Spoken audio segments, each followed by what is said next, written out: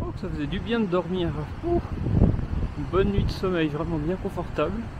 J'ai pris le temps d'un petit déj. Il doit être 6h30, je vais pas regarder l'heure.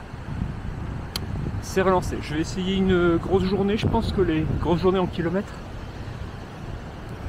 plutôt qu'en heures, comme j'ai fait ces jours-ci, parce que je pense que c'est beaucoup plus roulant dorénavant. Bon, je peux me tromper.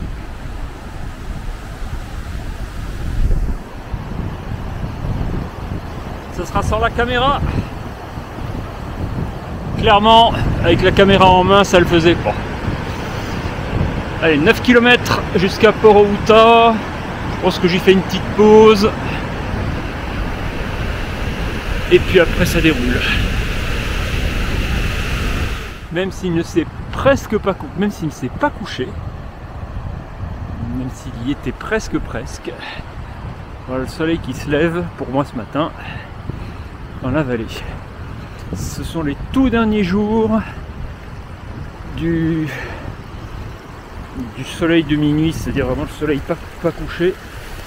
Donc dans un rien maintenant, il va se coucher un instant pour réapparaître aussitôt. Ça m'aura fait presque 1000 km au soleil.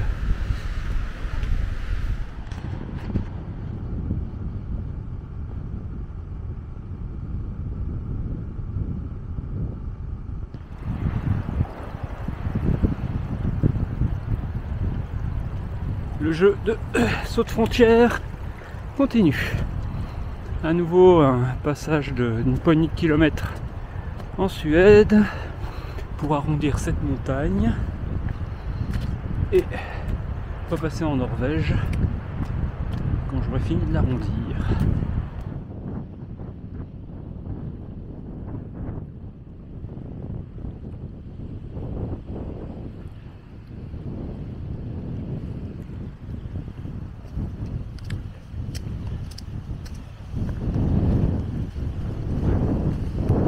Toujours là.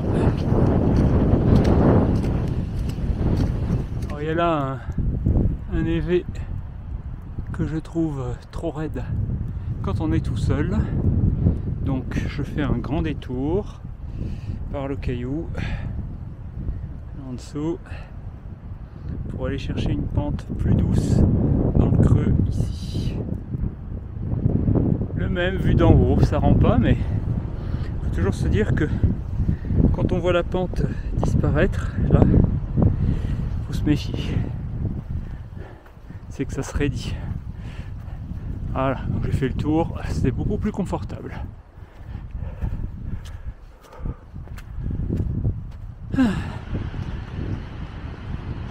Ah zut, je voudrais pas me mouiller les pieds. Ah, ils le sont déjà? Ah bon? Bon, bah alors s'ils le sont déjà, bah on y va alors.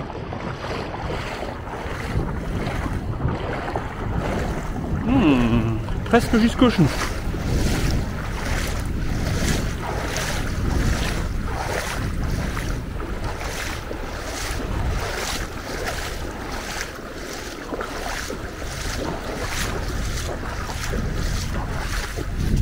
Twitch. Pareil, une pente très raide. Une pente très raide là-dessous. Donc j'ai anticipé. Plutôt là, ça semblait pas c'est mieux.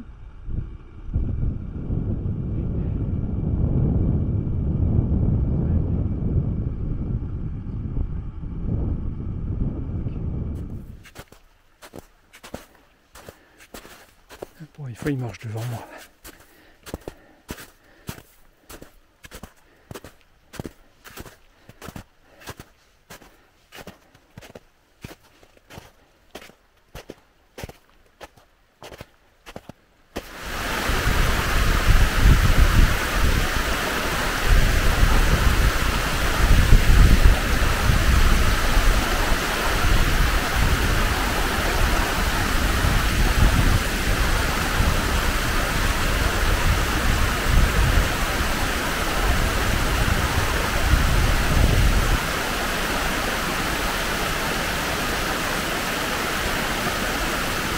Moi, c'est par là.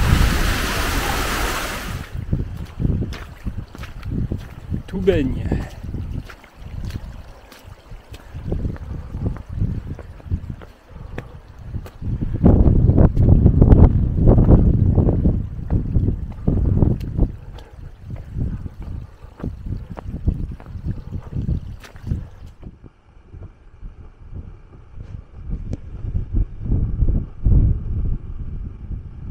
La claque.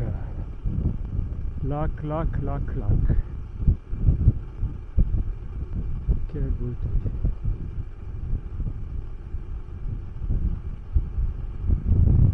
Oh, bah, le refuge là-bas est dans la neige aussi.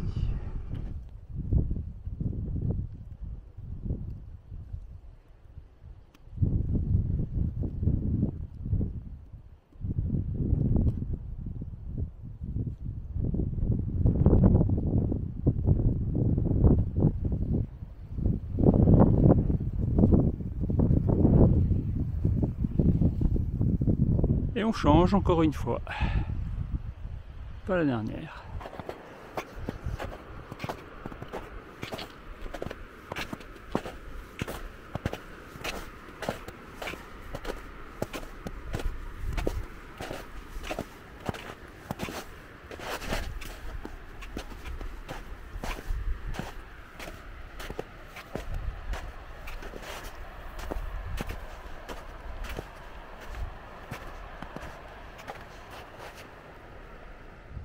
Tout ce lac allongé.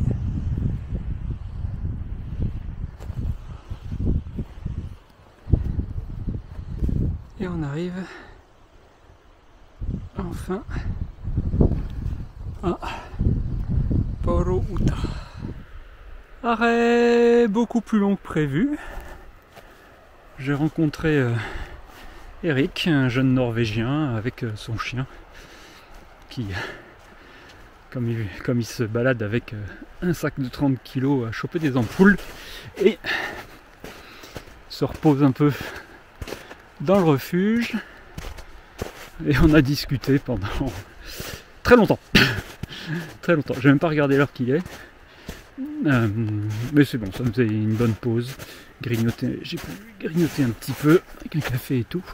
Quelques informations sur la suite. Ça devrait être plutôt roulant, mis à part quelques petites corrections d'itinéraire à faire. Il y a un lac qu'il faudra que je passe côté nord plutôt que côté sud. Question d'enneigement et tout. Donc bonne information. Allez, on avance.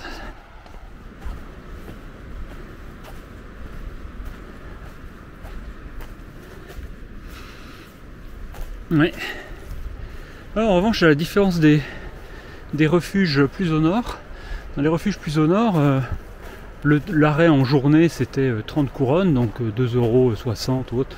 Donc bon, c'était acceptable. Là c'est 100 couronnes, donc 8-9 €. J'avoue que si Eric avait pas été là, je me serais...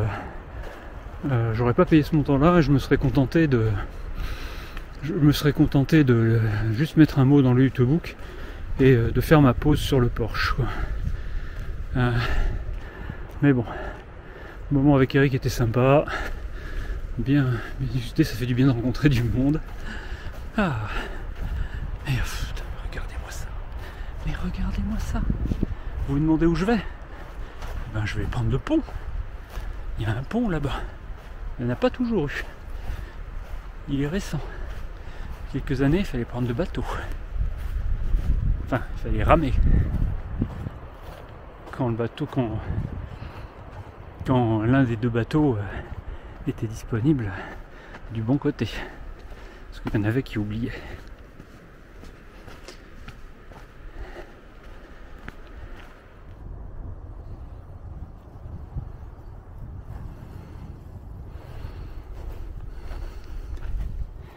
Et voici le pont.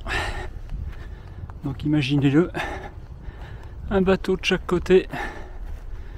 Vous traversez une première fois, vous allez chercher l'autre bateau, vous ramenez l'autre bateau sur la rive dont vous êtes parti et vous retraversez dans le bon sens.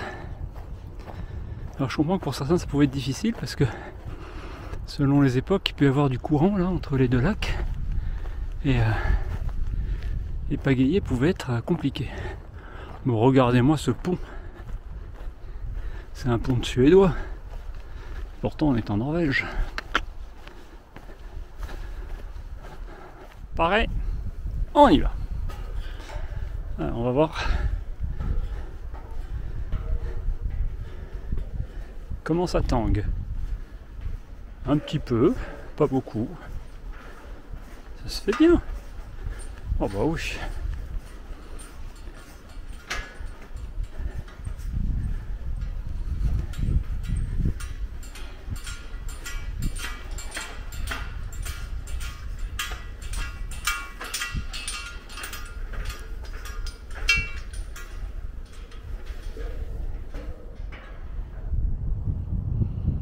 On descend.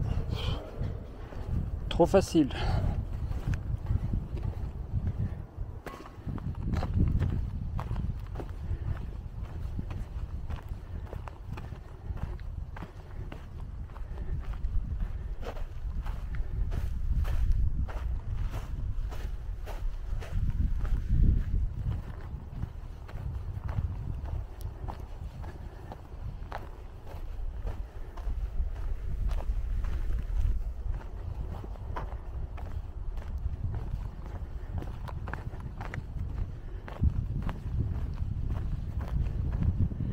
Et d'autres grands lacs. C'est encore pas les mêmes. C'est complètement différent. Un peu de vent. Au glacier là. Un environnement de ouf. Et ouais, je change de ma place pour rien au monde.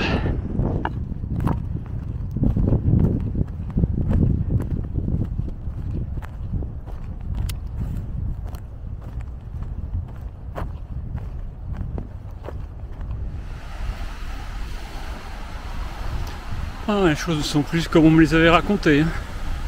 Il y a des beaux ponts magnifiques, tout neufs, à la fonte des neiges, ouais, c'est un peu indispensable.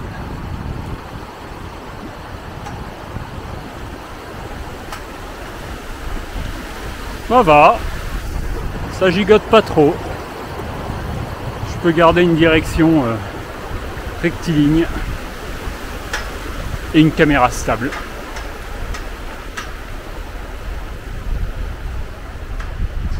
Hop, on va descendre de l'avion. Dernière petite vue par là. Et par là. Qu'est-ce que c'est vous? Non, je garde ma place, je vous la passe pas.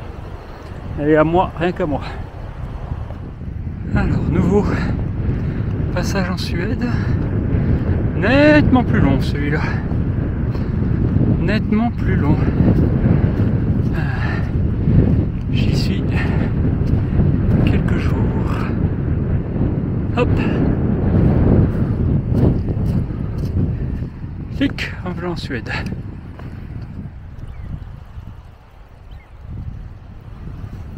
Il y a un long moment que tout marquage a disparu et de temps en temps j'ai une petite sente au sol qui semble correspondre à mon GPS. Parfois le GPS me la donne un peu ailleurs. Bon, tant que j'ai la sente, je la garde et je contrôle. Donc je vais dans la bonne direction. Ça va le faire. Ça avance bien. Et une pause déjeuner, pas trop longue, parce que l'arrêt dans le refuge tout à l'heure avec Eric a été long. Donc voilà, okay, un peu de calories. Toujours la question de est-ce que je vais arriver à tout faire tenir jusqu'à l'arrivée à Sulitjelma. Il me reste 180 km. 4 jours. Non, sur le papier ça fait 4 jours et demi. Donc il faut que j'arrive à faire quelques grosses journées pour arriver à finir ça en 4 jours. Je vais être court peut-être d'une demi-journée en bouffe, ce qui à ce moment-là n'est pas trop grave. On peut finir à jeun. Voilà, c'est reparti. La recommandation d'Eric dans la discussion de tout à l'heure. Je fais un petit peu de cross-country. Il y a une manière plus courte et Mathilde dit beaucoup plus pratique de contourner un lac. Donc il me dit qu'il faut mieux le faire par le nord que par le sud. Il avait trouvé la version sud trop compliquée, il avait dû faire demi-tour. Donc le chemin normal me ferait passer là-bas tout à gauche. Il est très mal marqué, très mal visible sur le terrain. Et donc j'avance pas plus mal à y aller moi à l'azimut. J'ai pris un repère sur la petite crête là-haut qui me fait tomber pile entre deux lacs. Et de là, il y en a l'un des deux, celui de gauche, qu'il faudra que je suive. Et a priori c'est beaucoup plus roulant. Maintenant, je longe ce premier lac par ce côté-ci, plutôt que d'en avoir fait le tour par là, de l'autre côté. J'ai le longer comme ça, et j'aurai un deuxième lac plus long, pareil à faire sur la rive nord. Honnêtement, ça roule bien. Ok, on y va à l'œil. Ça marche très bien pour l'instant. Allez, une bonne petite traversée, 40 mètres, a priori pas profonde.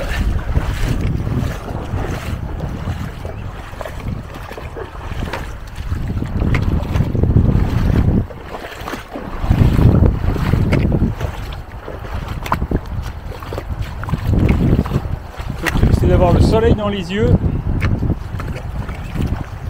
et pas forcément bien voir dans l'eau là où on met les pieds, mais ça va. Donc,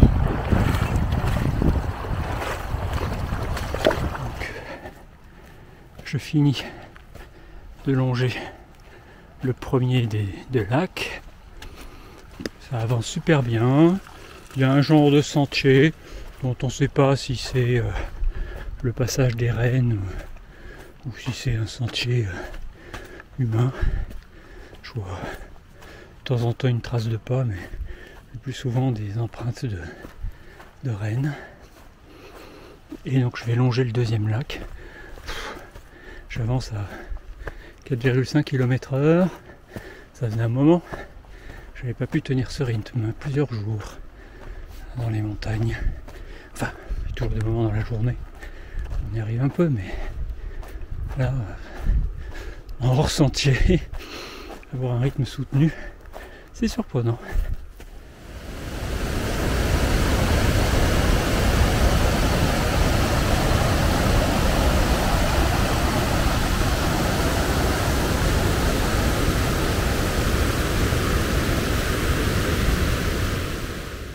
Derrière moi, le temps tourne.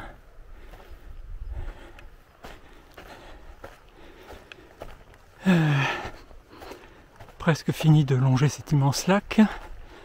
Le bout est là-bas devant.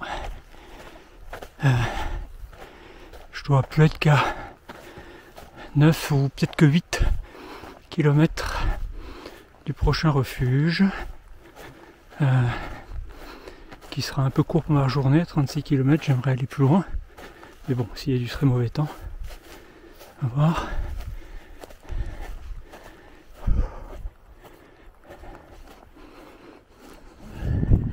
Je termine mon raccourci. Il m'a bien fait gagner plus d'1 kilomètre, peut-être même 2. Mais je vais me mettre en configuration pluie. Les premières routes qui arrivent. Ouais, il va y avoir une bonne ondée. Allez, pluie. Bon, à peine fait le changement d'affaires que la pluie qui avait commencé s'arrête, mais bon, je pense que ça va recommencer. Et puis, écoutez, moi j'ai juste une rivière à traverser ici, et Un peu d'eau jusqu'à mi-cuisse.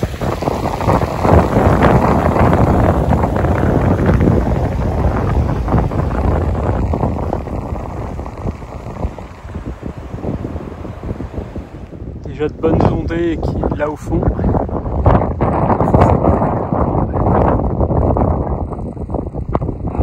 Je suis à un pouillème du refuge qui doit être après ce col là-bas. Le chemin est foutraque, il n'y a pas de chemin. Il y a des cairns hyper discrets, 2 cailloux l'un sur l'autre. Ça fait un cairn, comme ici. Il faut le voir à 100 mètres de distance, sachant de cailloux. Bonne chance. Puis là, celui-là, il y a une très légère trace de peinture rouge qui reste encore. Donc faut chercher du regard. Parfois on les trouve pas, alors on tente sa chance. Toujours au téléphone. Donc pardon pour le lag. Pour le vent. Pareil. Tout le monde. Petit panneau jaune. Ici. Je vais faire un retour express en... je sais plus. En Norvège, je crois. Je crois que j'étais en Suède.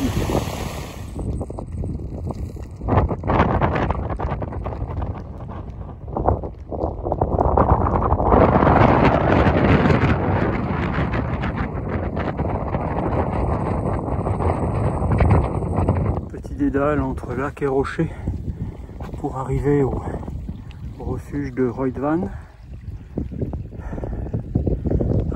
Avec la météo, je suis pas super motivé pour continuer les kilomètres après ma pause qu'il faut que je fasse de toute façon. J'allais planter la tente, mais ça va me mettre court. Et enfin court. Le problème c'est la bouffe. Là il me reste 3 jours de bouffe. Et si je m'arrête là, il va falloir que je les fasse durer 4 quoi. Et voilà le refuge.